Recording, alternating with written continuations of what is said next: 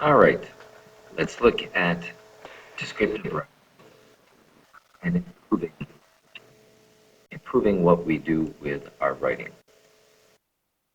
Descriptive writing is being able to describe in an effective way to your reader or your listener what you're talking about.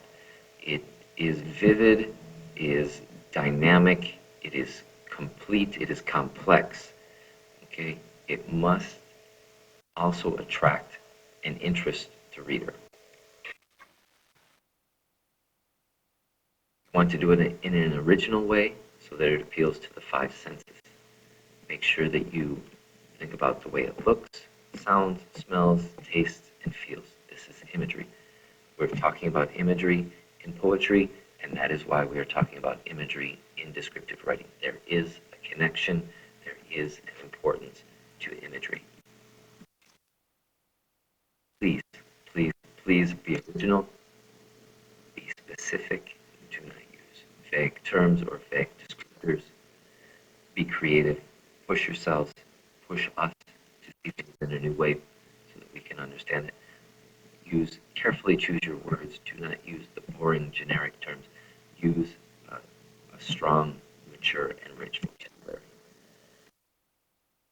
Instead of saying this, the hot yellow sun went behind the mountain and covered the valley in red. Try this. The sun cut itself on a sharp peak and bled into the valley, by the author John Steinbeck.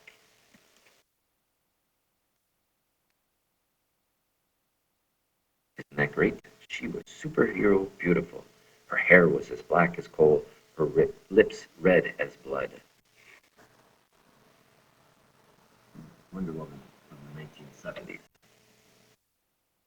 Not original, not very creative. Try this. Please pause and read this, and then move on to the next one. Excellent description of bats. Please pause. Read this description of the wind.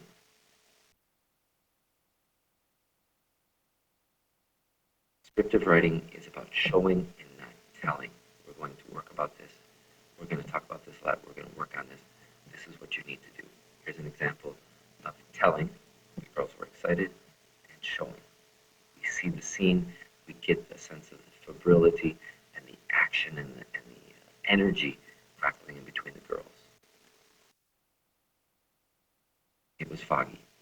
Here is an excerpt from a poem called The Love Song of J. Alfred Prufrock by T.S. Eliot, one of the most famous poems of the 20th century. But it shows us the fog, the evening, as it came in that night. Pregnant. Sylvia Plath, also a very famous writer of the late 19th century. There's something that I wrote.